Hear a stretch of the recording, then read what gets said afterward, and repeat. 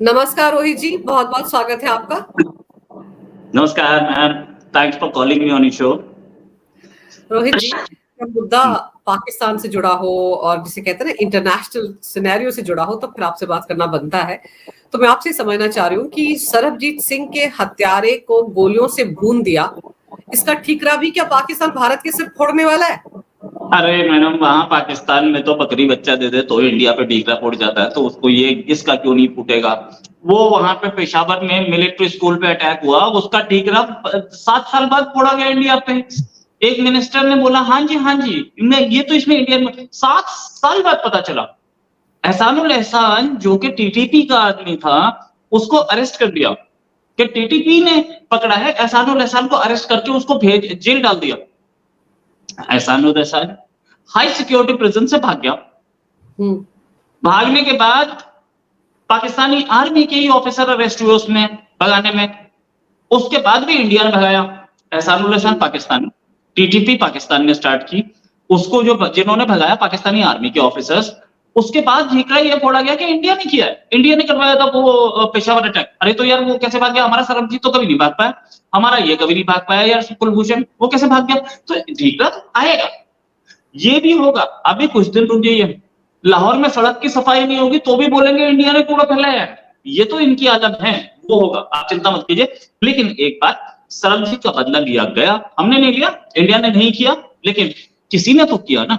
अब आप सोचिए, आपका एक कोई दोस्त है जो कि अगले मोहल्ले में रहता है, आपकी एक मोहल्ले में एक आदमी से दुश्मनी है, उसकी उससे भी दुश्मनी है आपके दोस्त से, तो वो आप दोनों नेचुरलाइज बन जाते हैं, नेचुरलाइज बन जाते हैं। उसने उसको पीटा तो उसमें उसको ये पता है कि जी अंजू जी की भी दुश्मनी है, ले 2 मुक्के और दिए। वो हो रहा है, इनकी आपस की दुश्मनी है, हमारा कुछ लेना देना नहीं। लाहौर में उगाही का मामला है एक्चुअली।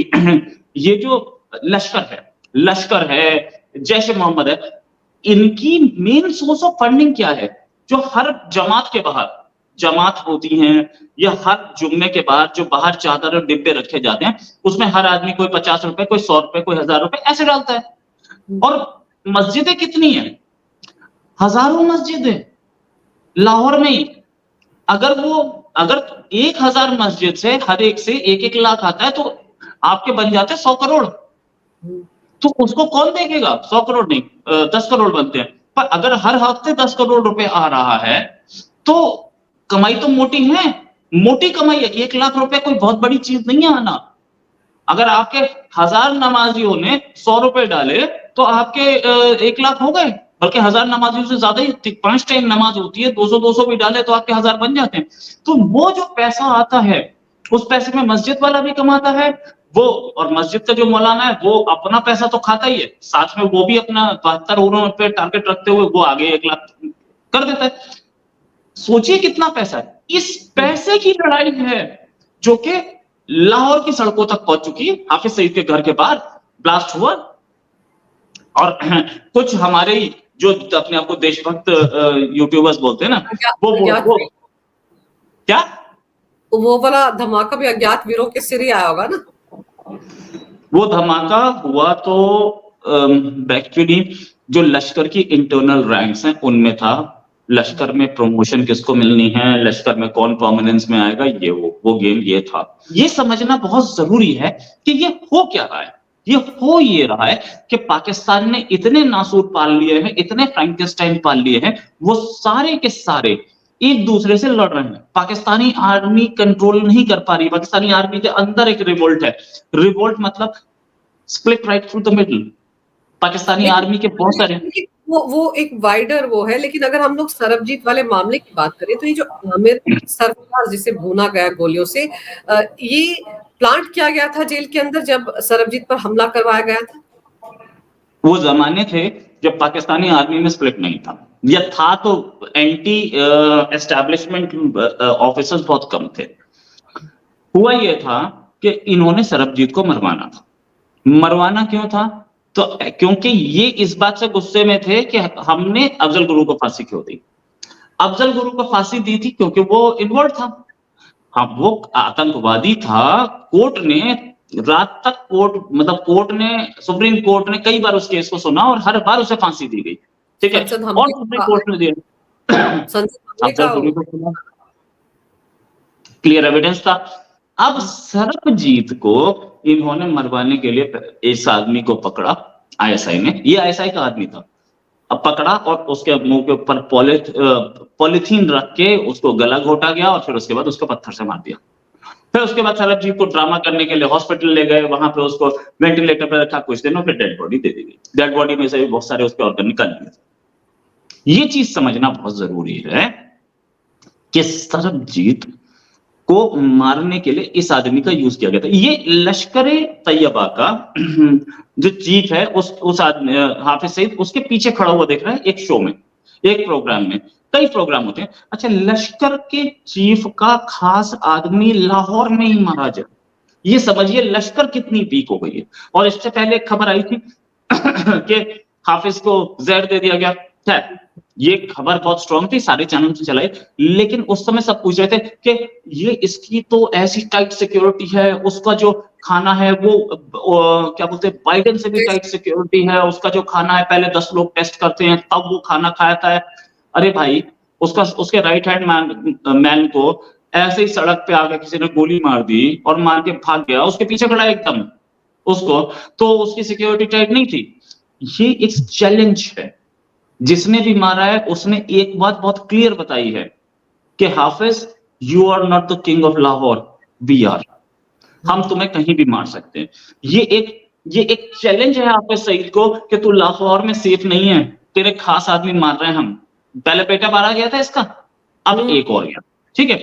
तो हाफिज सईद की जो अथॉरिटी है, हाफिज सईद की जो पब्लिक रीच है, हाफिज सईद का जो टेरर है, हाफिज सईद का जो खौफ है, वो खत्म होता दिख रहा है।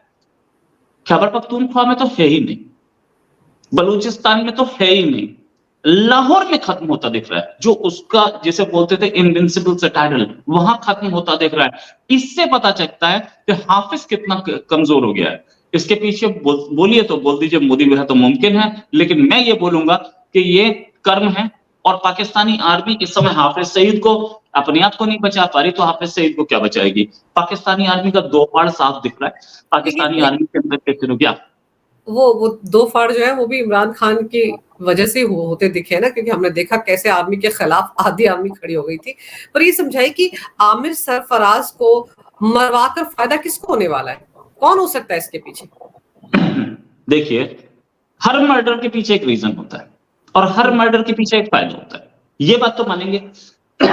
आमिर सरफराज को मारने से, अब सरबजीत कोई इंडिया का गवर्नमेंट का एम्प्लॉय नहीं था, हमारा आदमी था, हम उससे इमोशनली जुड़े थे, लेकिन उसका बदला लेने के लिए इंडिया ये काम करवाए, इंडिया ऐसा काम करवाता नहीं।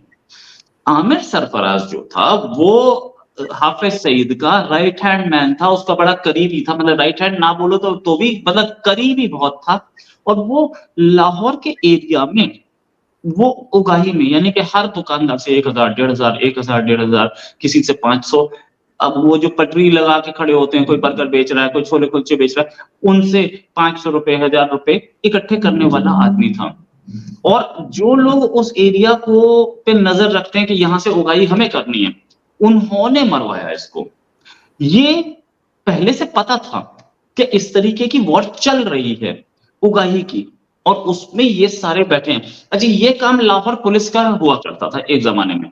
अब लाहौर पुलिस खुद ये काम ना करके उन्होंने भी लश्कर को दे दिया कि तुम लश्कर के नाम पे सब पैसे दे देंगे, लश्कर के नाम पे सब डरते हैं।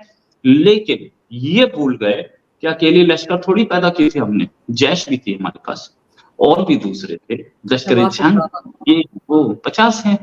तो उन सबको भी तो उगाही चाहिए, उन सबको भी तो पैसा चाहिए। ये वॉर दिखती है हमें, ये वॉर दिखती है इसमें। और इस वॉर के पीछे सबूत भी हैं, इस वॉर के सबूत भी हैं। जो हमला हुआ, हाफिज सईद के घर के बाहर ब्लास्ट हुआ, हो सकता है क्या? जैसे कि लोग हमारे कुछ बिके हुए यूट्यूबर्स बोलते हैं कि वो उसके तो इतनी सिक्योरिटी है, वहां तक कोई परिंदा पर नहीं मार सकता, कौन जहर दे सकता है, वहां तक खाना। अरे तो उसके घर के बाहर ब्लास्ट कैसे हो गया? ये वही तो लोग थे जो ब्लास्ट कर रहे थे, जो हाफिज को बता रहे थे कि तू लाहौर का राजा नहीं है, हम हैं। ये वॉर ये है। जो एक टाइम में चेन्नई में हुआ करती थी 1980s के दौर में, 80s की बिगिनिंग में। एक तरफ एलटीटी के लोग हुआ करते थे, गुंडागर्दी। Chennai was split right through the middle. एक साइड एलटीटी का दबदबा और एक साइड दूसरे फ्रैक्शन का दबदबा। तो इस साइड का बंदा उस साइड नहीं जाता था, उस साइड का इस साइड नहीं जाता था। आम शहरियों को कुछ नहीं, लेकिन हाँ, चेन्नई की सड़कों पे शूट आउट हुआ करते थे और जिसमें एलटीटी का आदमी मारा जाता था या एलटीटी दूसरे फ्रैक्शन के लोगों को मारते थे। ये सारी कहानियां रिकॉर्डेड हिस्ट्री है, मैं कहां बोल रहा हूँ।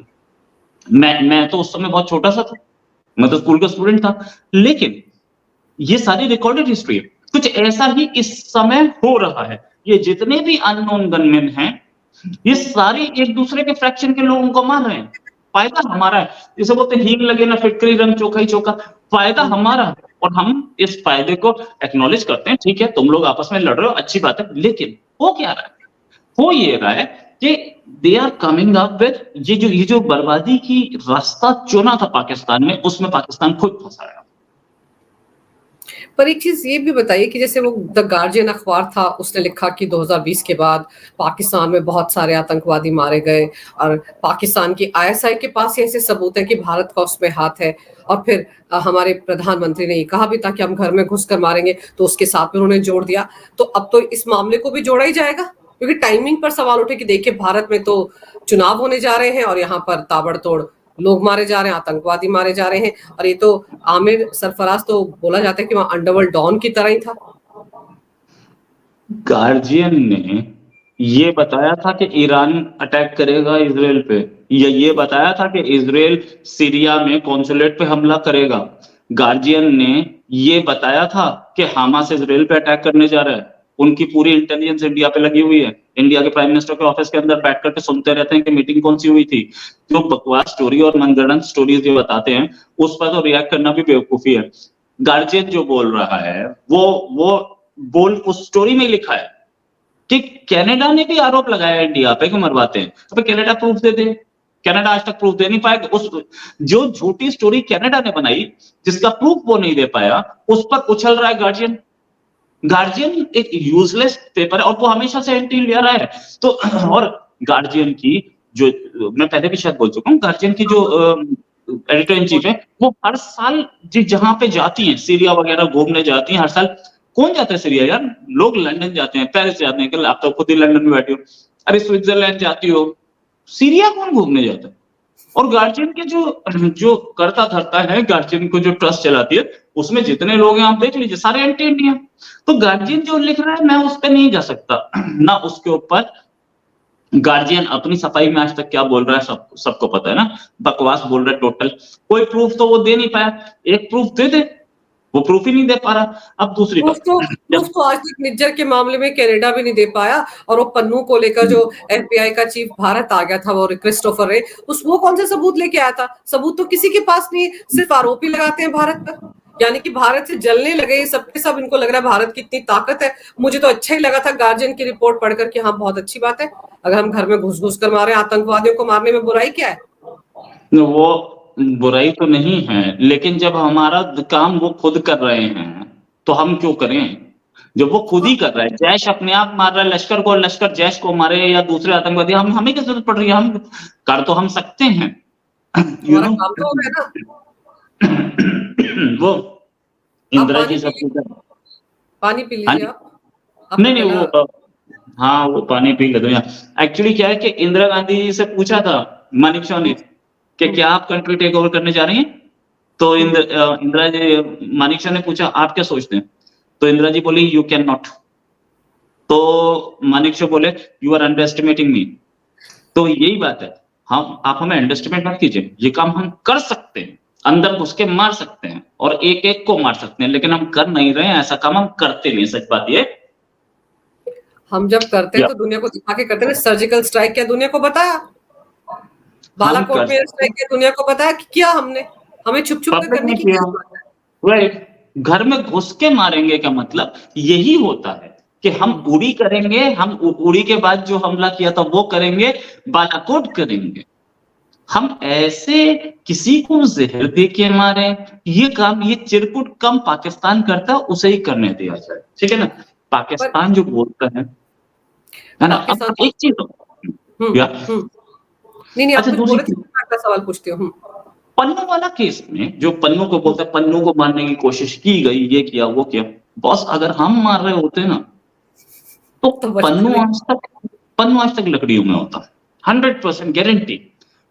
इंडिया अगर मारना चाहेगा किसी को तो इतना मुश्किल है कि इंडिया के लिए इतने सिरफिरे घूम रहे हैं कि वो दो गोली किसी को भी मार के, और 50 ऐसे आदमी घूम रहे हैं हमारे पास, अमेरिका के अंदर बैठे हैं, पूरा ड्रग्स कार्टेल है, जिसको एक बार बोलो वो मर्डर कर देगा, कोई बड़ा काम है क्या? अब निज्जर को मरवाया गया, किसी ने तो मारा ना निज्जर को। अगर अगर इंडिया ने करवाया है तो उसी आदमी को बोलना था कि तू उधर चला जा, कैनेडियन ही रहा होगा ना, वो उधर चला जाता तो उधर मर गया जाता। ऐसा थोड़ी है कि हम अलग अलग आदमी हैं, और निज्जर को मरवाने के लिए एक नेटवर्क रहा होगा।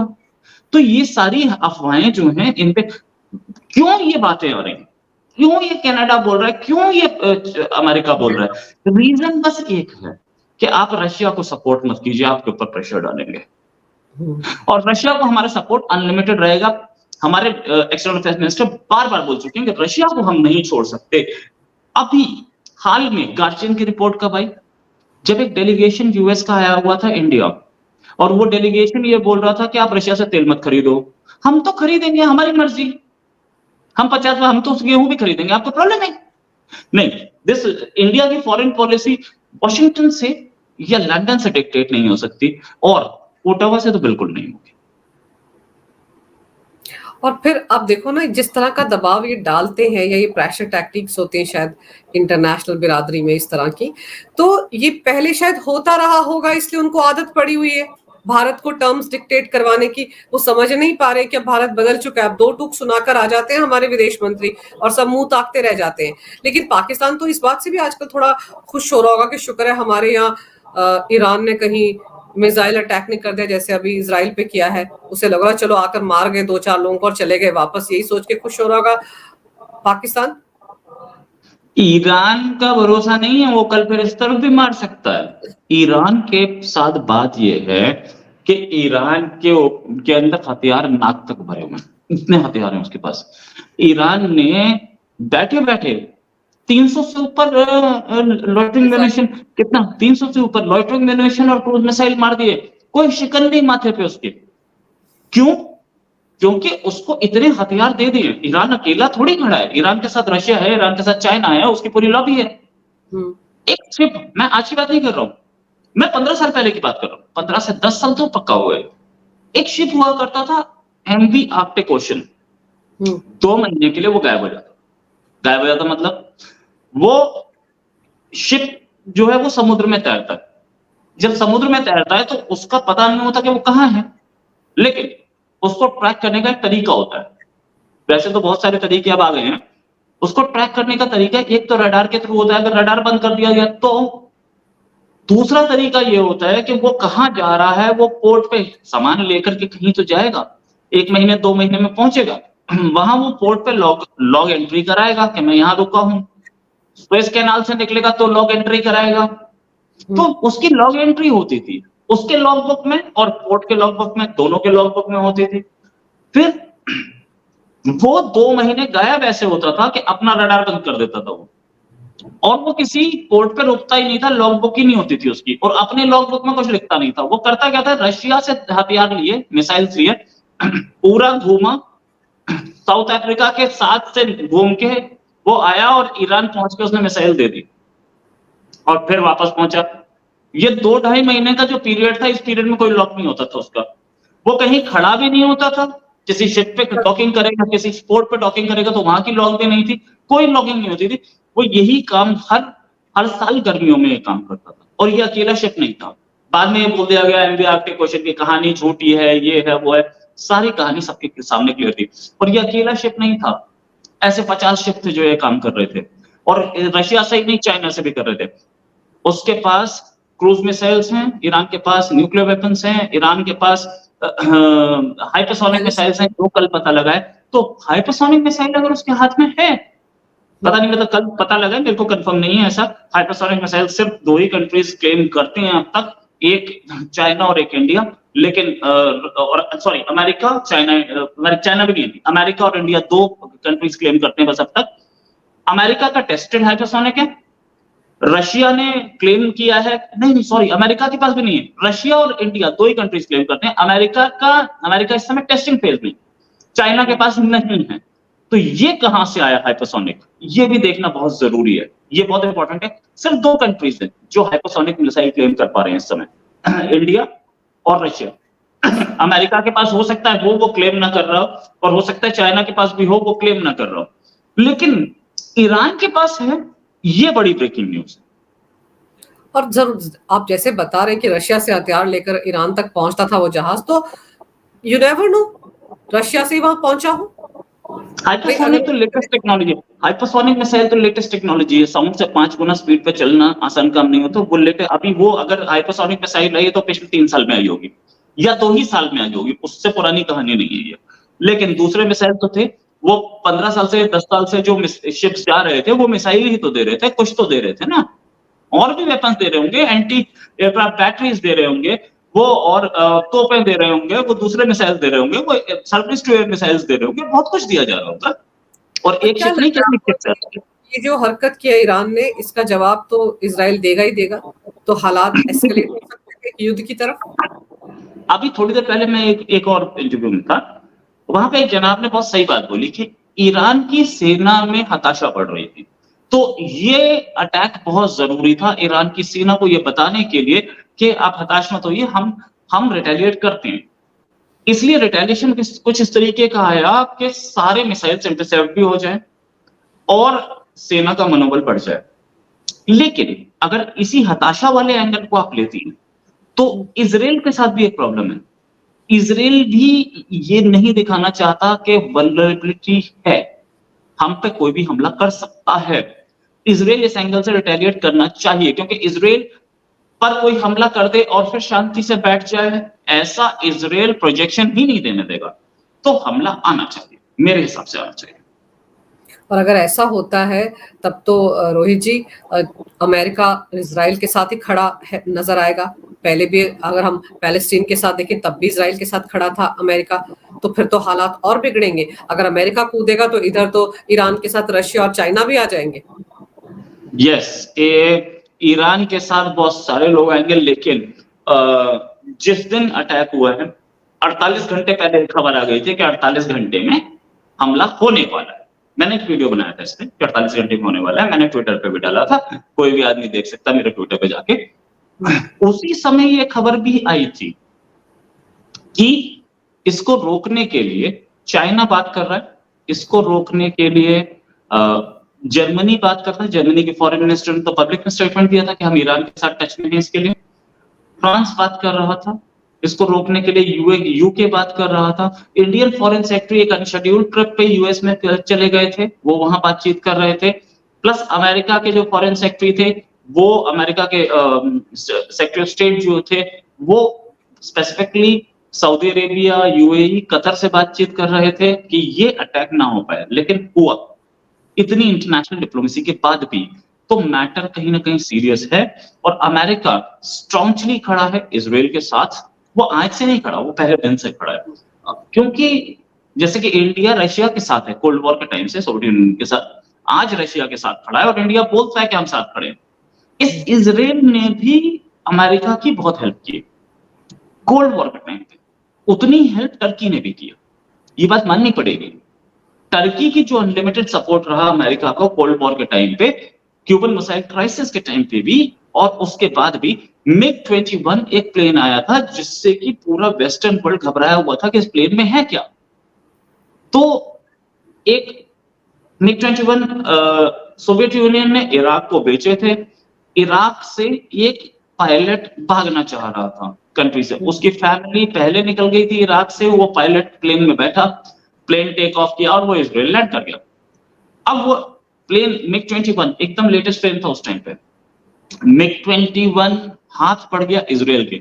सोवियत यूनियन ने एक चोटी का जोर लगा लिया कि यार ये MiG-21 किसी भी तरीके से बाहर नहीं जाना चाहिए था, ये हमें ही वापस भेज दो, इसका डबल पैसा ले लो। लेकिन इजराइल ने वो MiG-21 अमेरिका को दे दिया। उसको खोल के, पुर्जे खोल के उसकी पूरी टेक्निक और सब कुछ सीख लिया है उन्होंने कि ये MiG-21 में क्या है, इसकी क्या काबिलियत है, क्या कर सकता है ये। तो ये उस टाइम की दोस्ती है। इस दोस्ती को अमेरिका भुलाएगा नहीं और नेटो भी इस दोस्ती को भुलाएगा नहीं। ये अमेरिका, नेटो या यूरोप साथ रहेगा हमेशा इनके, क्योंकि ये जितने भी इजरायलीज हैं, ये ओरिजिनली इनकी जो जड़ें हैं, ये first generation, second generation Israeli हैं, वरना ये आए यूरोप से हैं। ये भाई बंधु हैं वहां के। तो यूरोप अपने लोगों को छोड़ेगा नहीं। बिल्कुल, लेकिन चलिए अब देखते हैं कि आने वाले दिनों में ऊंट किस करवट बैठता है, और भारत को भी बहुत बैलेंस्ड अप्रोच के साथ चलना होगा। ईरान से भी भारत के अच्छे संबंध हैं, इजराइल से भी अच्छे संबंध हैं। अब डिप्लोमेटिकली तो भारत को बहुत बैलेंस्ड होकर चलना पड़ेगा, लेकिन हालात जिस तरह से इशारा कर रहे हैं कि इजराइल तो चुप बैठने वाला है नहीं, वो तो पलटेगा, तो उससे हालात कितने खराब होते हैं ये भी देखना होगा। लेकिन फिलहाल जो पाकिस्तान से खबर आई है, हम लोगों के लिए तो सुकून वाली खबर ही है। सरबजीत के हत्यारे को इंसाफ मिल गया, जहां उसको जाना चाहिए था वहां चला गया, जिसने भी किया होगा। लेकिन मैं तो ये कहूंगी कि हमारा ही बदला उसने ले लिया है। तो इस मुद्दे पर जो विस्तार से जानकारी आपने तमाम पहलुओं के जरिए मेरे दर्शकों को समझाई रोहित जी, उसके लिए आपका बहुत बहुत धन्यवाद। आपने मेरे लिए समय निकाला, इसके लिए आपका बहुत बहुत धन्यवाद। नमस्कार।